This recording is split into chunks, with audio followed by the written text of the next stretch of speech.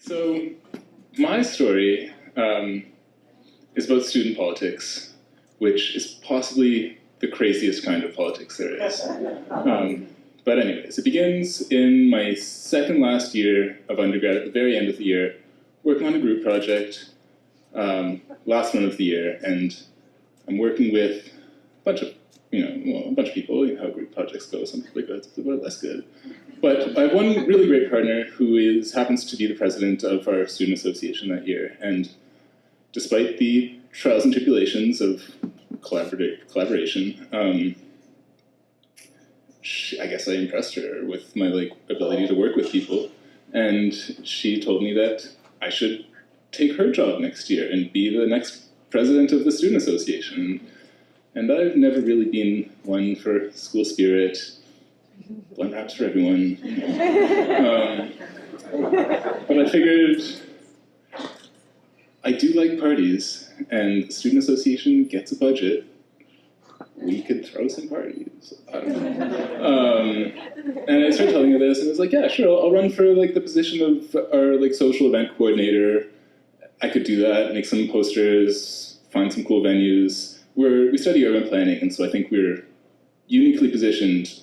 Well, maybe not, that's a bit much, but we should know about the cool places in cities to go, the unused factories and the bridges that you could have parties in. Anyways, she says, no, Sam, you're not going to be the social coordinator, you're going to be the president. And I'm like, okay, fine, whatever. I get the signatures on the sheet, I run, and crazily enough, destroy the vote.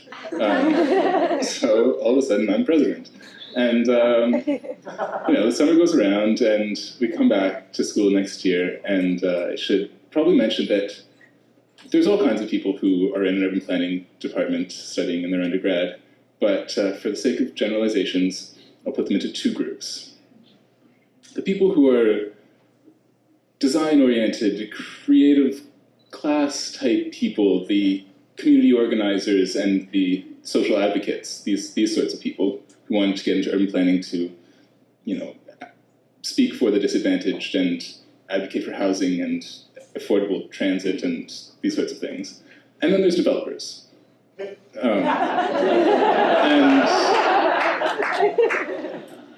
you could probably guess the kinds of people who volunteer for the high status position of student council representative, and they're not the grassroots organizers.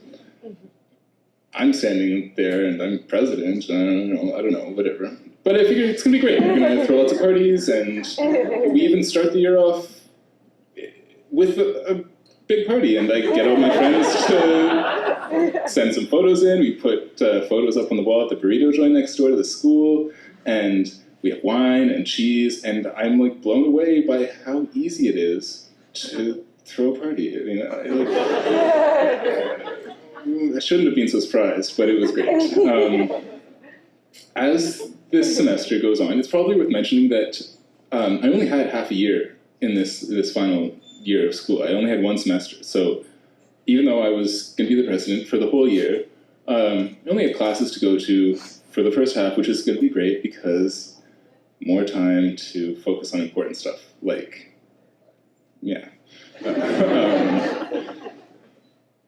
but very quickly after this first great party, it was really fun. Lots of people were there. We even had a group of kids who were visiting from Ryerson and their planning program come to Montreal, and we were able to show them a great time, and it was wicked. Quickly after this, I realized that I had different priorities than the rest of my group, my co-executives. Still not entirely sure about what their priorities were, but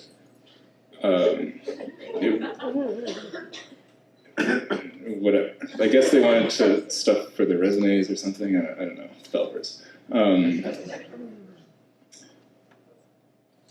I get pretty disenchanted quickly, realizing that this group project isn't going as well as that last one, and we have a few more events, and they're fine. It's not that hard to throw parties. But by the end of the semester, I'm looking at the end of school, and I'm like, oh, that looks pretty good. Thinking about how I've signed up for this year-long commitment of much more administration and boardroom meetings and like administrative bullshit that politics, right? Like, this wasn't what I was anticipating. And so I write this letter to my wonderful peers and co-executives, and I feel like I'm being really harsh. Some of them, they're all really nice. Some of them were actually really great. Some of them I don't even think I'm being harsh about. But I read them this letter saying that I'll happily help them out if they want to do stuff, but I'm like stepping back. I'm not even in classes next semester. Like, basically this is me trying to resign in a probably a little like passive aggressive sort of way. And it's around this time that, this is 2012 by the way, which I'm not sure if anybody else remembers as being a particularly big year for student movements, especially in Quebec, but it was. And it's around this time in that year that the student movement started kind of bleeding across the language divide from the French universities, who had already been on strike for like years or months or something, to us like clueless Anglos in Concordia. Oh, they're striking, something's happening, I don't know, they're like out there in the street. But at the same time as I'm writing the letter trying to get myself out of this situation, the more social activist, community-driven folks in the department who were not with me on student council started coming to me being like, something big is happening and we need to have a conversation about this as a department. And, you know, I'm so glad you're the president, Sam, because we can come talk to you about this and it'll be really, you know, it'll be great. So I'm back. I can't get away. And we organized the first General Assembly of the Urban Planning Association in Concordia. And as far as I know, it's the first time that we've ever really gotten together as a big group like this and talked. And I was expecting some people to show up. We're going to talk about our position towards the student movement and whether we should go on strike or what that meant. And well, like almost half our department showed up. A lot of people came there, and I was in kind of an awkward position because here we are about to enter what is looking like a very loud and passionate discussion, yelling match, about what is potentially a real issue and not just throwing a party. And I'm standing here supposed to lead this discussion, and I don't even have classes anymore. It's not like I'm already on strike and I'm not gonna, like, I'm done. Like, I don't even have classes to go to, never mind classes to not go to. So we organized this meeting.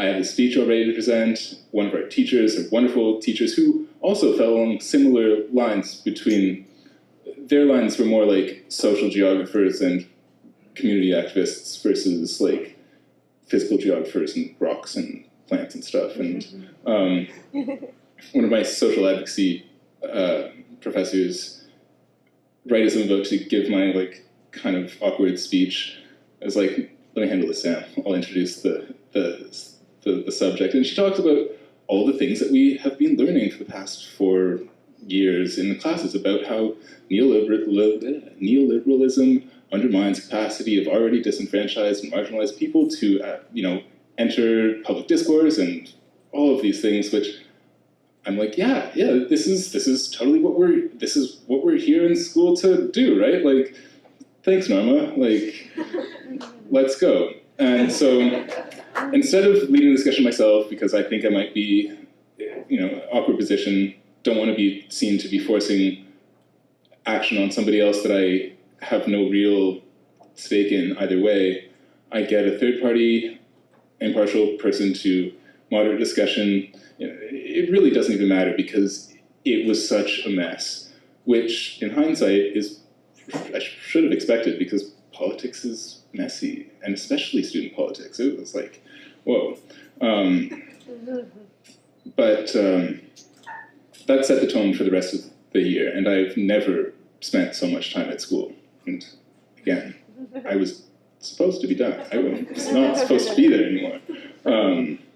But I'd get there at like 7 in the morning and look over an entire department's class schedules and make sure that people who... Oh, by the way, after the whole messy discussion, we voted 2-1 very strongly in favor of going on strike. And it was similar to what one of the previous storytellers was saying about canvassing, and how once you get to talking with somebody about the facts of the situation that they're so vehemently opposed to, in principle, they have a harder time disagreeing with you. And so we voted to go on strike that day, 2-1, and we had votes every week for the rest of the year, whether or not we were going to continue the strike. And every week, we voted strongly to keep on maintaining this position. And it kept on building, and it was really, really exciting. Despite my initial feelings of wanting to throw parties and not wanting to be there, it turned out to be probably the most educational portion of my entire undergraduate experience, because it was real and it was powerful, and there were hundreds of thousands of people in the street with us. It was crazy, and there weren't just the people in the street with us. There was everybody hanging from their balconies, banging their pots and pans, and it was the nation of Quebec was. I was part of that, and I'm just some kid from Toronto. Anyways, that was the year, my year in politics, and it was kind of crazy. At the end of the year, after the end of all of this, we joined CLAS, the most radical student coalition in Quebec, and I mean, eventually, I'm not going to claim too much responsibility, but the Liberal government was voted out of power, and Pauline Marois was voted premier of the province, and that is a whole other conversation. But I remember coming to the last faculty meeting at school, because this was part of my responsibilities as president to go to all of these things. And for the last month or so, 2 months, there was just the faculty was not talking to us anymore. I remember having one conversation with the dean of our department, and I can't remember exactly what he said, but it had something to do with either me being Mussolini and him being Hitler, or I don't know. It was weird. It was I don't even know where that was going. But sitting at this last faculty meeting, looking at all of my professors who, I was probably mostly looking at the professors who had supported us and had taught us all these great things, and who had really instilled us with these values, which I still maintain are very important. Access to education is a very, very important thing. And realizing that this time, in a matter of weeks, I was actually going to be able to leave. For real, though. And my wonderful professors, all of them, even the ones who I didn't agree with, were not stuck there, but this was their jobs, this was their lives, and they were going to have to figure out how to resolve the disagreements and harsh words and the repercussions of what ended up being the biggest student movement in our nation's history. And I kind of, well, that was like a powerful moment, I guess, realizing that I was going to be able to walk away and these people had to still deal with it. And what we had done was not just throw parties. It was actually, it had real implications, and Pauline Marois did still jack up tuitions, but again, another conversation. Anyways, that was my year in student politics, and after some time, I've actually gone back to school and now doing my master's at Ryerson. And one of my professors on the first day of school, when I got there, she recognized me from that first party we threw. I was like, okay. She was the professor who had brought the group of kids to Montreal, and I guess I made an impression on her, and it's pretty good. So this year, when my new classmates were getting up to give their campaign speeches for who was going to represent us this year, I had this moment where I was like, what are these guys talking about? Like, they don't know what they're talking about. They're gonna get like free coffee or something, like whatever. My campaign, it's either gonna be blunt wraps for everybody, or I'm taking down the provincial government.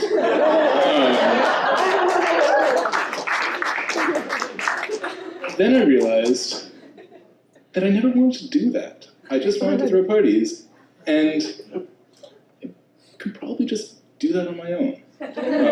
So, politics, I don't know. But,